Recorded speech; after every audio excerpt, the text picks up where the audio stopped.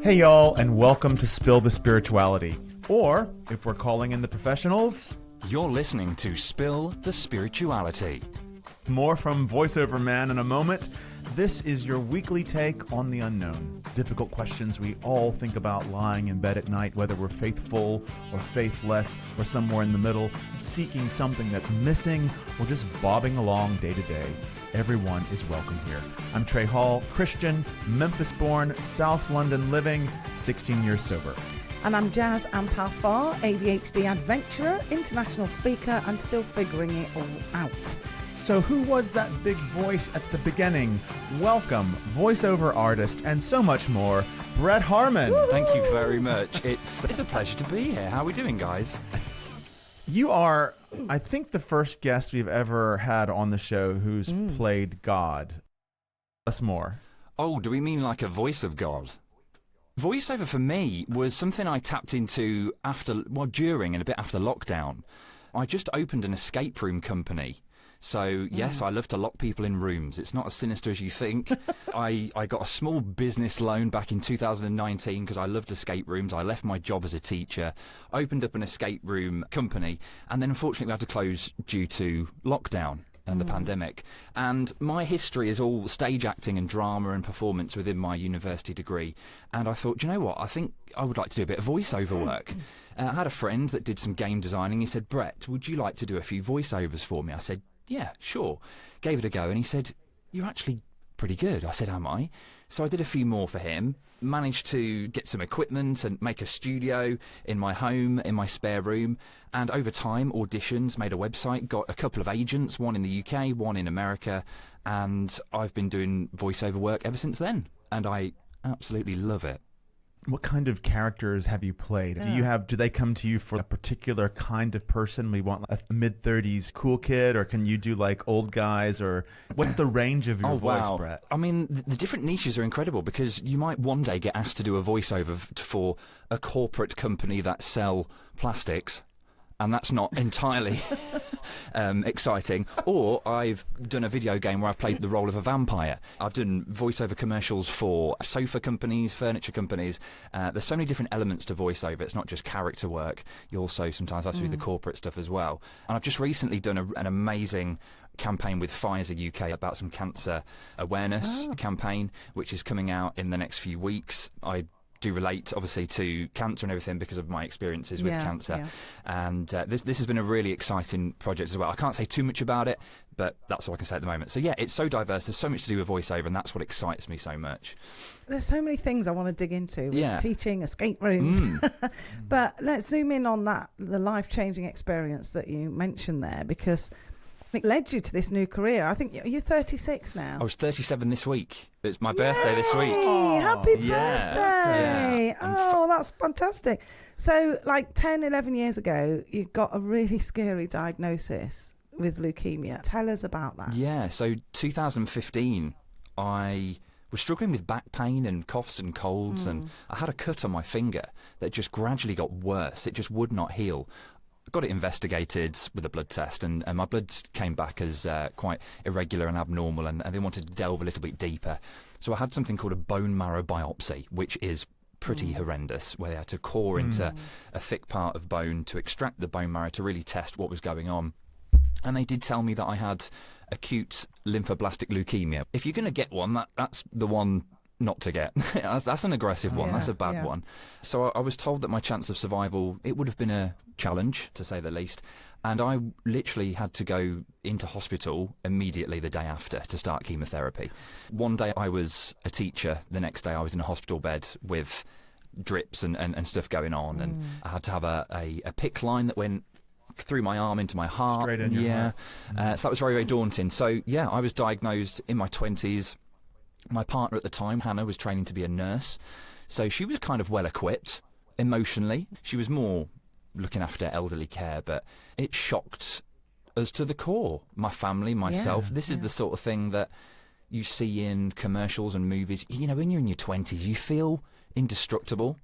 I felt like I was in my prime. I was just starting a career as a teacher, you know, just moving into a new house. I was unstoppable. Got a new car. This was my time now to live my life, and now I'm in a hospital bed saying that I might not survive. Did you feel angry? Very angry. Definitely felt that feeling of this is unfair. Why me? The why me thing was huge for me. I took it very personally. I don't know why I took it so personally. You think of all the millions of people that have to go through this treatment. There are other people going through this, but I just felt why me in particular. I imagine that diagnosis and the treatment of it led you to be in the hospital a lot, strapped into tubes a lot. And that's a lot of time to stare at the ceiling. Yeah. And think about what Jaz just mentioned, the anger, the why me. Can you describe what it was like to undergo that kind of extremely boring, repetitive kind of thing of like being in this room, but faced with these huge questions in this totally sterile space? Oh, yeah, a very clinical and not very appealing environment, 4 walls. Because leukemia, with most cancers, your immune system is depleted. My immune system is very low, and I was put into a secluded, isolated room for, I'm thinking it was about months out, actually. It was, yeah. I started in September. I didn't get out till nearly, I think it was December before Christmas that I had these 4 walls, confined. I was imprisoned. I felt imprisoned, yeah. And the food was pretty crap as well, I'm going to be completely honest. I don't know about you two. I'm a huge foodie, so I think what got me through some of the treatment and my energy was my love for food when I did have the energy to eat. My dad was incredible. He would go to restaurants, ask, like quite nice restaurants, say if they could cook me up a nice roast dinner or a steak. He explained the situation. They'd put a cloche on the plate, then they'd wrap it, they'd let him take it with the plate to me in hospital, and I would have this lovely, incredible meal in front of me, rather than the slop that was available within the hospital. But going further into the feelings of being in that room, I felt so alone. And there were times where I didn't want visitors. I didn't want are you okay? Can I get you anything? Because I'm very independent. I don't like fuss. But when you're in that room on your own, you can go a little crazy in your brain. Strange thoughts, bad thoughts, and thoughts of just complete lack of hope. I had no hope whatsoever. All of a sudden, the future was now bleak and not clear. There was no clarity to me what the future held. And I was absolutely terrified. Yeah. As you were going through that experience, how do you navigate despair when it's long term, and what takes its place? And what replaces hope when there isn't any hope? So a big thing for me when I was in hospital was writing. At one point I wanted to write down what I wanted to get out of life, which was really interesting. And this was a little bit later on, after a few months. The first few months I was staring at the walls and I was an emotional wreck. And then I started to think, what do I want out of life? And I started to make a list. And that list was family, health, obviously. And I wanted to further my career within entertainment. I wanted to possibly get into voiceover. There was all these things I wanted to do. Really? Yeah, absolutely. Oh, well done. And look at you now. I thrive off personal goals. I don't know about you two. If I don't have a goal or a target in the future that I have my eyes on, I don't have this energy and this push for life. So I had to think, what's going to give me this dopamine rush and this hit? And that were goals, and I used to write them down. And a big thing for me as well were movies. And I had my iPad. I went through all the old Star Wars movies that I love. Every movie I'd ever watched, I wanted to watch again. I don't know why I didn't want to watch new films. I wanted to watch old films. And I realised that nostalgia was an incredible thing. And this is something that I focus on within my content creation as well, which obviously we'll go into with Brett Flick, my TikTok and my Instagram account, that is heavily dedicated to movies and how it makes me feel and how it makes others feel. So, yeah, it helped me in hospital, just thinking of these goals and things and what I wanted to do. You talked about being a really independent person, and I think in many ways I am too, and I think it's so much of Western society, so-called Western society, especially Britain and America, is like, be amazing, push through. And I have to say, I do love part of that kind of sense of like, I can, pick yourself up, be strong, But here you are in the hospital, and I don't want to keep coming back to the hospital, but at very early age, you had this experience that most people don't have into the second or third part of life. You are faced with this reality that actually you can't do it by yourself. if you didn't have medical help, if you didn't have nurses coming in to help you, how do you hold together? Or do you hold together the sense of you as like pioneer, amazing adventurer, like pushing in, and the fact that, gosh, you are dependent on loads of people? The lack of independence hit me quite hard. There were times where I don't like being told what to do. I don't know about you two. That works well in a cancer ward. Doesn't it? So when I'm woken up at 2 a.m. and they say, Brett, it's time for an X-ray, and I'm, at the start, I'm like, yeah, okay, let's do it, let's go. This is to cure me, this is to heal me. And then it got to the stage where they would wake me every 2 hours to check my observations. And this would be my temperature to make sure I've not got any infections, my blood pressure, check I'm alive, probably, just to check all these things every 2 hours. So you're getting, not a consistent sleep. And then this time happened again. They woke me up in the night. I needed an X-ray on my chest. Brett, we need to take you for an X-ray, 2 a.m. I said, no, I'm not going. I am not going. And they said, sorry. And I don't think they were used to that. This 20-year-old something lad who appeared quite cantankerous and said that he's not going to do what they're saying to do. And I'm not seeking my own healing. And they said, sorry, no, you need your X-ray. And I said, I need some sleep. So I said no. And they walked away and they had a chat, and I went back to sleep. And then I had a bit of a serious chat with them the next day about the fact that I need to go for X-rays. But do you know what? That gave me a good feeling that I was still in a little bit of control. And I think that's what it is. I think it's lack of control in these scenarios. I've always been a bit of a leader where it comes to either friendship groups or roles at work, managerial roles. I love being a leader. I love guiding. I love being a role model. I was a teacher for 7 years. So to have that lack of control was hard, was very hard. But when I went home, it was glorious. And I too was a bit emotional leaving hospital, like you said, because this had actually, in a strange way, become my home. It was what I knew. I didn't like it, but it was what I knew. No, it's institutionalised into that way of being. And when I got into a car, it was strange. When I got home, it was strange. And yeah, it was very odd going back home and getting used to things. Yeah. But you did go home, you did do that, and then your life started to pick up. You got engaged to Hannah. You had Summer, your daughter. Beautiful name, by the way. Yeah. Love that. Yeah. It's hard when you're a teacher, isn't it? Because you don't want to call them the names of the kids that annoy you. Completely agree. It was really hard. We was thinking, should we go this name? No, he threw a pencil at me. This name? No, he stinks. No, she's not nice. He farts a lot. So you link it. But no, life was getting better. I'd got the all clear after sort of 6 months. I did have to have another 1.5 years with maintenance chemotherapy, but that was more tablet form, so it was less invasive. But yeah, life was back on track. It was looking good. Life was back on track. And then, unfortunately, just over 1 year ago, you suffered an incredible loss on top of everything else when you lost Hannah to cancer too. Tell us about that time and how you navigated that with the experiences you'd already had yourself of adversity. Yeah. So it was 2021 she was first diagnosed, and she was diagnosed when she was pregnant. Massive concern. It was our first baby. Can she still deliver the baby or go full term whilst having chemotherapy? Now, obviously, the biggest shock was the fact that she'd got cancer. Then the second thought was, okay, what do we do about baby? And then I get all these emotions in my head. The why me's back. Lightning has struck twice. How has this happened to us again? This is like I know I like my movies, but this is like it's out of a movie. This is ridiculous. We were told that we could, they had certain ways of administering the chemotherapy so she could go as long as possible. And then through that treatment, I had to watch the love of my life struggle and go through absolute pain and torture, the same that I went through. This time, very strange, I'm on the other side. I'm now watching it. And how frustrating as well, because I would rather have experienced it a second time than watch the love of my life have to experience it.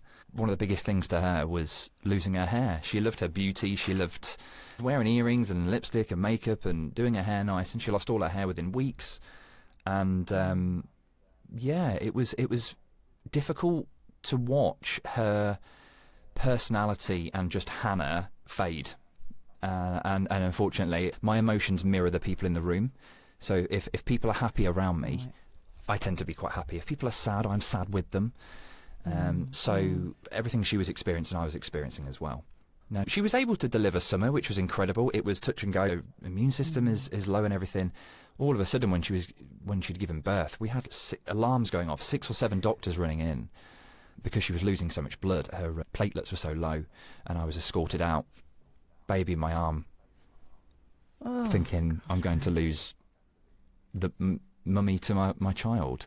Everything from then on went quite well. She recovered, went through more treatment and radiotherapy, and they told her she was in the all clear. And this was 2021 going into 2022. Life was back on track again, a second time. It's like we were restarting again. And then, as you mentioned, last year she relapsed. And then after numerous tests, they said it had returned, and it was terminal. Yeah, it was... It's a very aggressive one, that one, sarcoma, and when it comes back, it's hard to treat. So yeah, there was big talk about, now it was a case of lengthening her life rather than curing her. Than curing it. I'm so sorry that happened to her and to you. On Summer. I'm so sorry. And thanks for being so open about it here. Absolutely. It strikes me that as you described the past 10 years of your life, you said everything was going well, and then a diagnosis, and then everything was going well, and then a pregnancy, and everything was going great, and then a diagnosis, and then everything was going well, and then it wasn't.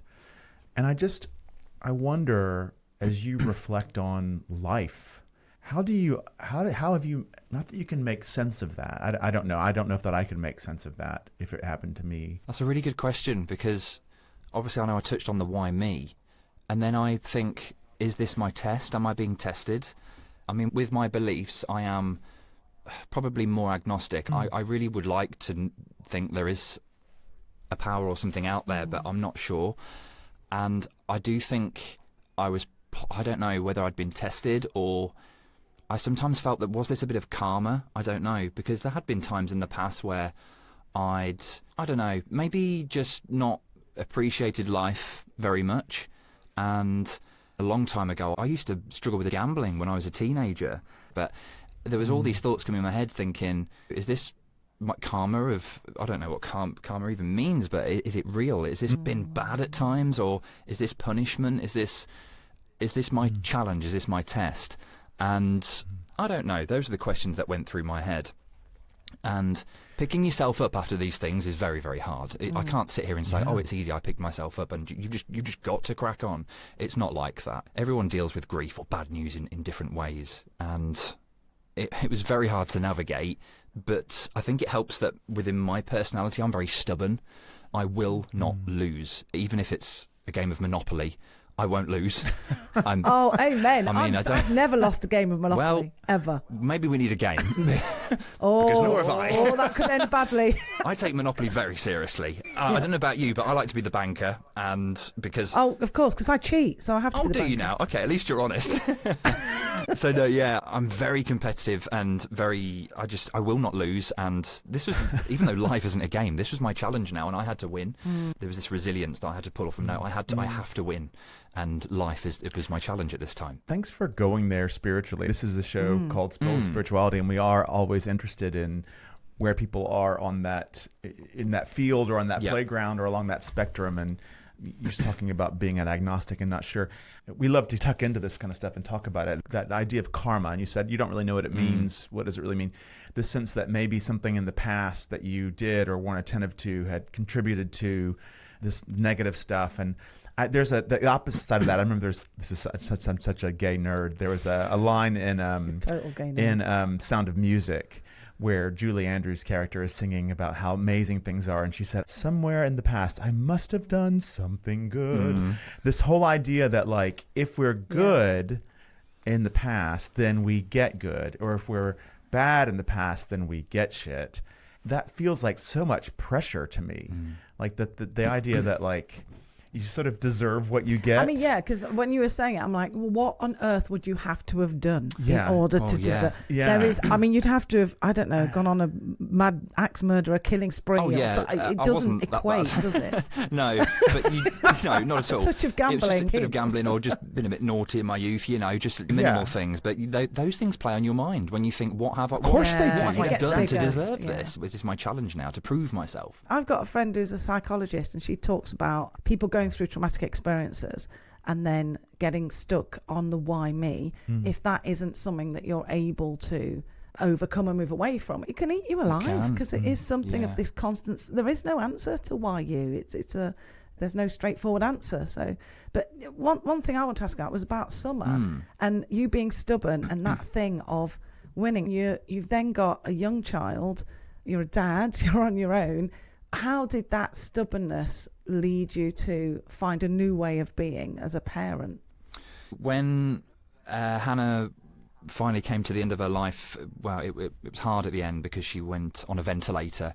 They were still saying that there could still be hope to get her through the infections and stuff.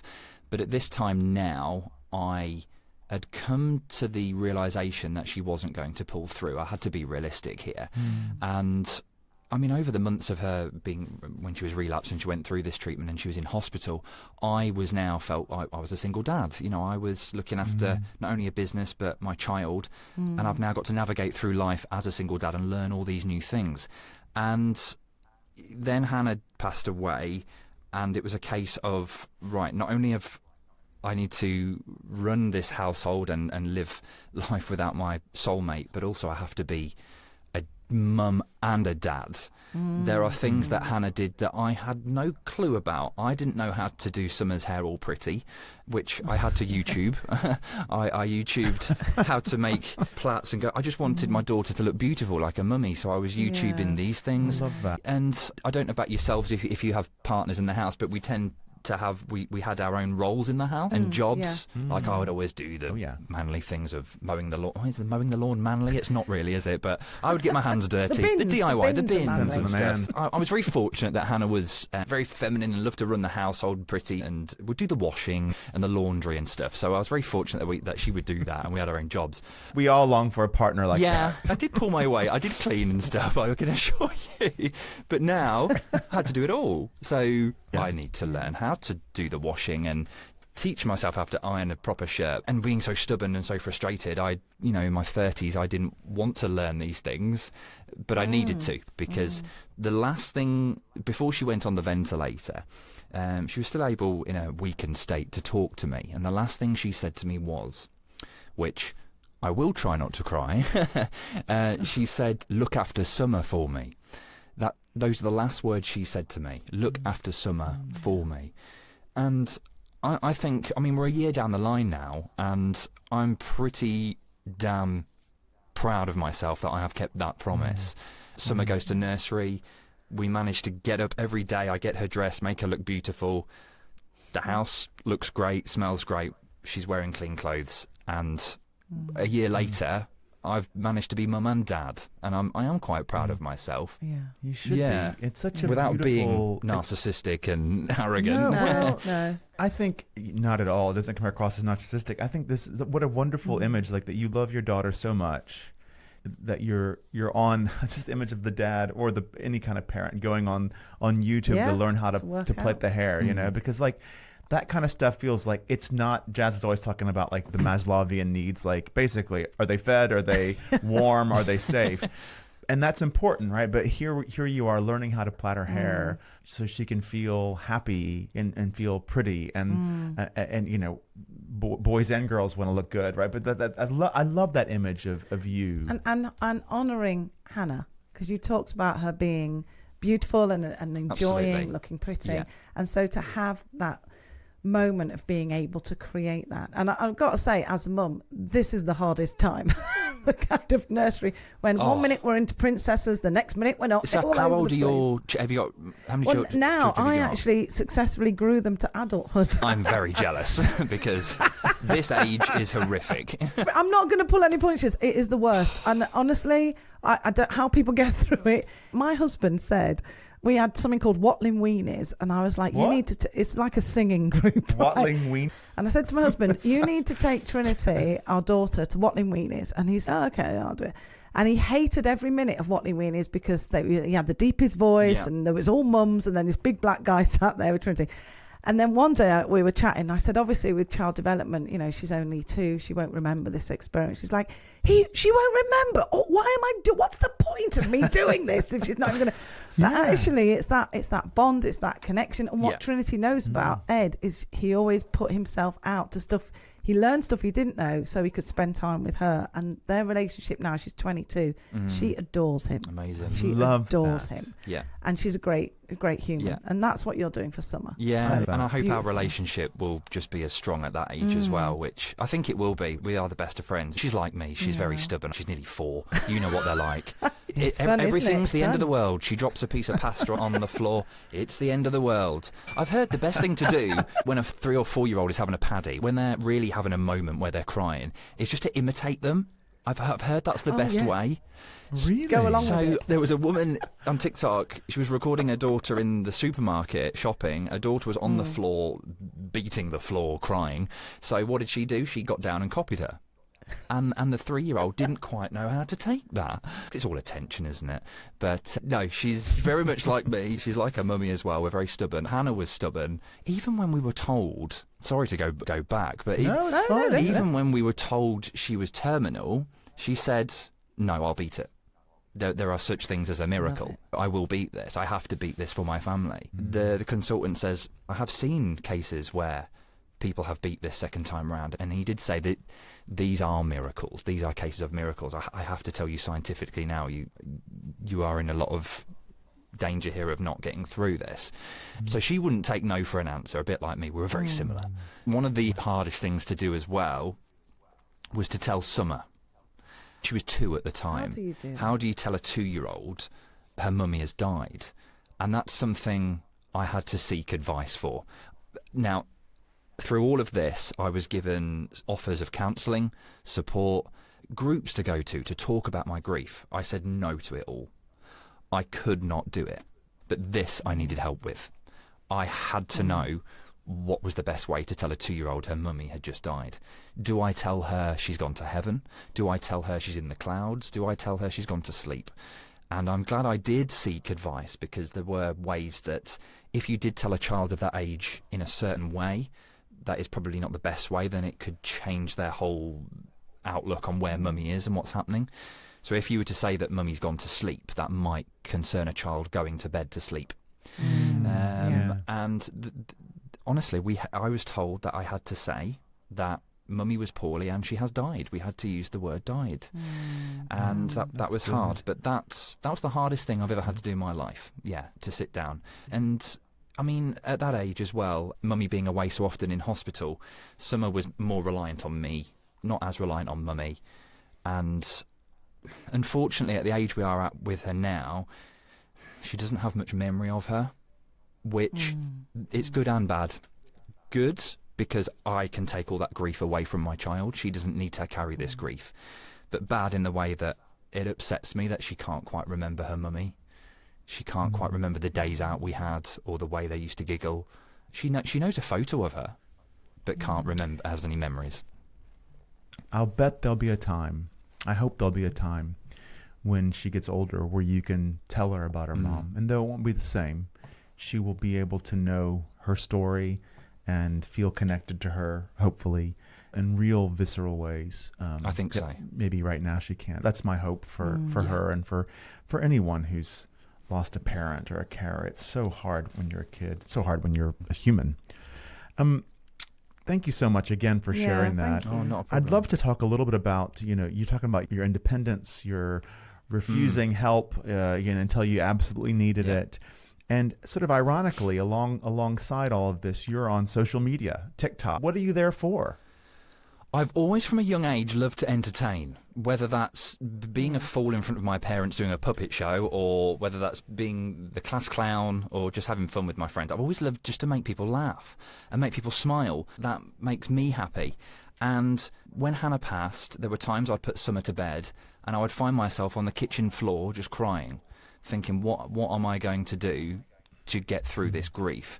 And I did like social media. I was a doom scroller, as you call it. I would go on TikTok and watch videos. And I thought, you know what? I don't know why I did this. Something pushed me. I don't know whether it was a force or Hannah or just my mind. I don't know what made me do this. I went on TikTok live streaming.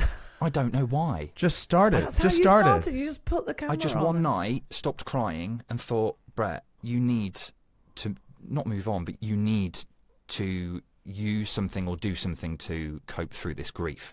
So I just, on my phone, on my camera, set up my microphone and went live on TikTok. And a few people came in and I just started talking. Now, I didn't talk about my loss at first. I didn't talk about grief. I just wanted to entertain through a radio show. It was a radio show. I love music. I started playing music. People were asking me what my favourite songs were, my favourite movies. All of a sudden, I've got 10 people in the live, and I'm thinking, wow, there's 10 people here. And over the next few weeks, I was starting to make friends, and the same people would come back. And I ended up, instead of crying on the kitchen floor every night after I would put Summer to bed, I was talking to people and entertaining. Maybe this was to mask my grief and to move away from it. I mean, it helped me, but I enjoyed it a lot. And then as well as doing TikTok live, I thought, do you know what? I also know there's a bit of money in social media and I want to give Summer the best life I can. So why not try a little career on TikTok or Instagram and try and do videos about movie reviews and quizzes? Started doing that. I had a video hit 14 million views. What was the video? Can I ask? What was the breakthrough? The breakthrough was, it was me doing a Guess the Disney movie.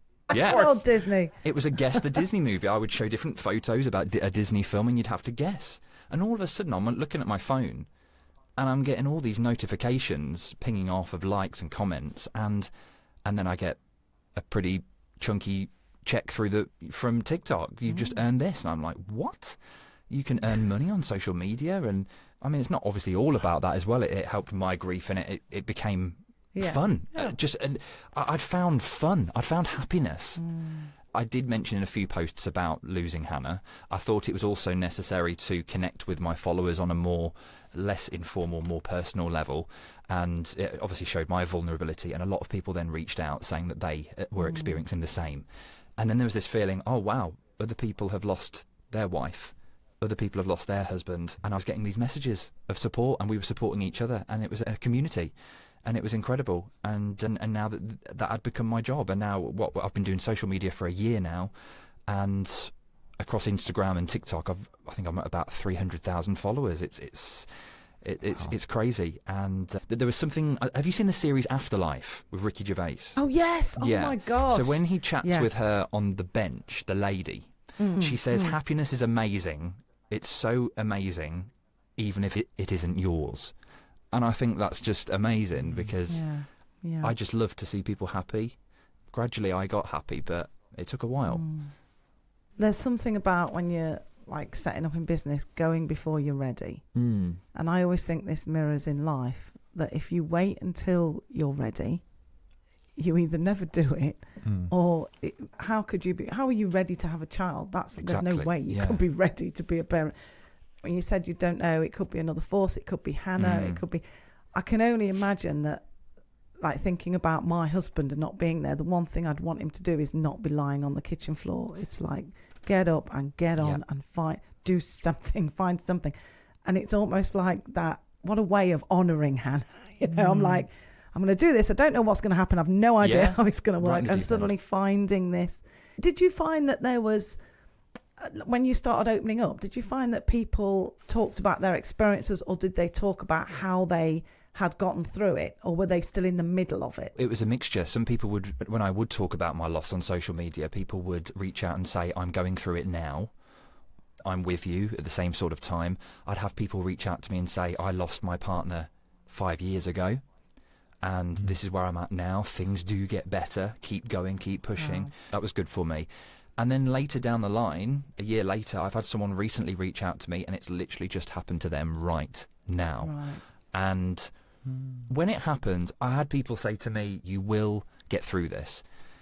at that time you don't think you will. I don't mean to ask, but have either of you lost someone close to you that you've had these thoughts? I haven't lost someone that close. Yeah. I mean, unfortunately, it will happen to us all, won't it? You know, we will lose people, which is so sad in life. We will all be lost. Yeah. Since we will all die. Yeah. One day, our best resilience will fade. And that's the curse of loving someone as well, is this thing. I started thinking I need to live my life to the fullest. I've been getting all these opportunities. I've been invited to film premieres, working with Radio Times on the Celebrity Traitors and interviewing people. It's a whole new life I have now, and I have had, to a certain extent, a while back, not so much now, a little bit of guilt in terms of the fact that she passed and I didn't. Oh, survivor's guilt. And I wish that it would have been me instead of her. And then there's this guilt that I'm now experiencing all these joys of life, and I'm watching Summer grow up and she isn't. This guilt, has haunted me quite a bit, and I try not to let it bother me. It's not so bad recently, but it has really hit me hard that I have this survivor's guilt because we both went through cancer and she didn't make it and I did. That's really hard to get through. I remember when she did pass, I would go around the house just talking to her when she wasn't around. Is this a common thing you've heard of before, with people just talking when they're not there? Yeah, people handle grief in different ways, don't they? But But I think as well, love's stronger than death. I've lost a few people, and I feel like the best thing you could do for someone who's passed is to live, because if you then stop your life as well, it's like, that's an amazing you might as well have. I like that. So I try and live in order for my brother is one that I think about. But I talk to him even now. Mostly I just carry on the arguments we used to have. In the same real way. I feel like less now. It's been a few years, less and less. But it's like a human way of working out things. Death is such a sudden thing, even when you know it's coming. Yes, that's so right. it's a way of easing into. He's still my brother and we still have a relationship, but now it's different because he's not on the planet and I am. And so it's a bit like he's moved somewhere. That's how I kind of looked at it in the first place. I love that. I mean, I'm a Christian pastor, and so even though I haven't lost anybody in my immediate family or a super, super close friend to death yet, I have done the funerals of hundreds of people. Of course, Older people, younger people. I'm in the rooms of AA, as listeners will know, and one of the things about being in the rooms of addiction recovery is that lots of people don't make it through. They try to get sober, they try to get clean, they try to stop the eating disorder, but they can't. And so I've been at those funerals. It's painful, right? Obviously, it's painful, and in the midst of that pain, this is my spiritual belief that. It's such an interesting thing. They're still there. Jazz talking about your brother being somewhere on a different planet or whatever. But the sense of I deeply, deeply believe that the dead are still with us. I don't mean that just in a sort of their story lives on in our hearts kind of way. I deeply believe that somehow in the mystery that is reality, every human being and every creature that has ever lived is still with us. And when we cross that shore, will be part of that collective, all creation. And I don't know how that is, or how that happens, or how, in my understanding of theology, God holds all of that beyond just remembering them, that they are still with us, But I talk to my grandma all the time. I said to I just thought of Hannah there and being stubborn. I said to my kids, when you're older and I'm not here anymore, look for me, because I will be there. And I said, if there's a way of me being with you, I will be there. And if there isn't a way, I will make one and I will be there. It's quite insistent. I've got a set of glass jars that my grandmother loved colored glass, and when she died, she left me a whole bunch of this colored glass jars, little jars. And I have a number of the most beautiful ones. A couple of them I gave to her for Christmas. They're on the shelf. Many mornings when I make my coffee, the glasses are at eye level, these glasses, and I'll look at them, these vases, and just think and say, hi, Grandma, I miss you, I love you, And I really feel like she's somehow with me and I with her. We are now at the point in our show, in our conversation, where we play a game called The Circle of Trust, our trusty old Wheel of Fortune prop. It's rusty, not trusty. It's rusty and trusty. It has some words written on it. We're going to spin it for you. You like games. I do like a game. You like games. Yeah. So we're going to spin it. It's going to have a prompt, and you get to tell a story or ask a question or sing a song or whatever you want to do. Are you ready? I'm ready. Okay. Your spin is weak and ineffectual. What's that? It is a ritual. You got a ritual?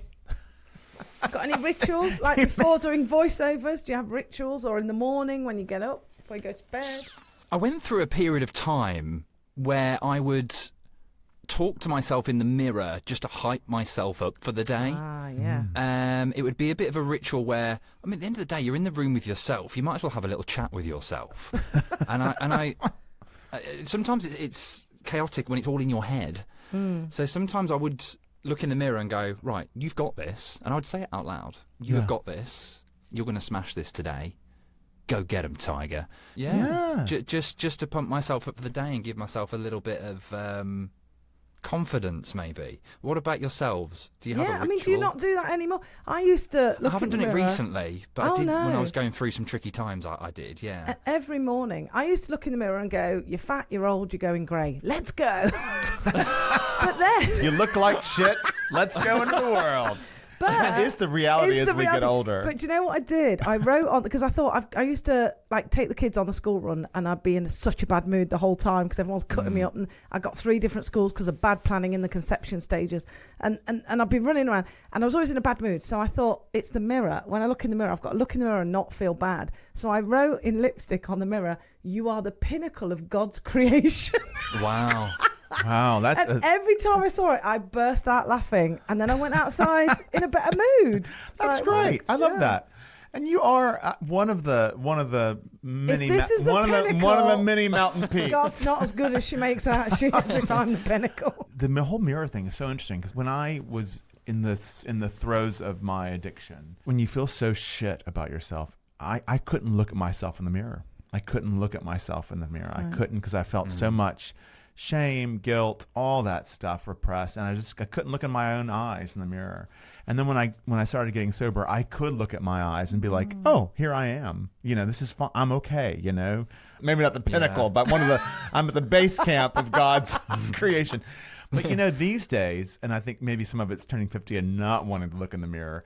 There's also the sense of like I don't look into the mirror as much, which also feels like freedom. Like I'm not as concerned about what I look like going into the world. I'm still explains concerned. Why your hair is often why my hair's bad. It's such a bitch. Who needs God when you have Jazz as a friend? Thank you for that ritual, Brett, and for inviting us to talk about rituals. I just want to honor your time. It's been a great conversation. Before we go, you've given us so much today, but is there one final blessing or challenge or piece of wisdom you want to give us? How can I word this? So, you can do anything you put your mind to. I know it's a bit cliche, but you literally can do anything you put your mind to. I have been at the depths of grief, sadness, loss, even when I was a teenager through addiction of gambling, and when all hope is lost, you feel that there is no future, there is nothing. And a year later, I am actually ticking off boxes of bucket list things, and some of my dream stuff is coming about. And if I can do it, anyone can. Now, I'm not saying it's an easy route. I'm not saying it's easy. You've got to work for it. But as long as your heart's in it and you've got the passion and you have the passion for something and you love something, put your all into it. You can do anything you put your mind to. And that's something I will tell my daughter as well when she grows up. Whatever she wants to be, she can do it. Whatever life throws at you, you can achieve it. Oh, thank you for that shot of confidence. Friends, get out your lipstick and write that on your mirror right now. Absolutely. Thank you so much, Brett, for talking so honestly about yourself, about your family, and for sharing with us. And I want to make sure people can get more Brett in their life, because everyone needs that. We've learned one thing today. Absolutely. So you can see Brett. You can find you on TikTok at Brett_Harman, Harman. Same on Instagram. Or Brett Harman with 2 T's, Brett, spell it properly. BrettHarman.co.uk. Thanks so much, Brett. Still, the Spirituality is always on with new content every single week. So if you haven't already, please subscribe wherever you get your podcast. We are a project of the Methodist Church in Britain. Our producers are John Ryan and Rachel Matthews. I'm Trey Hall. And I'm Jazz and Palfar. Until next time, peace.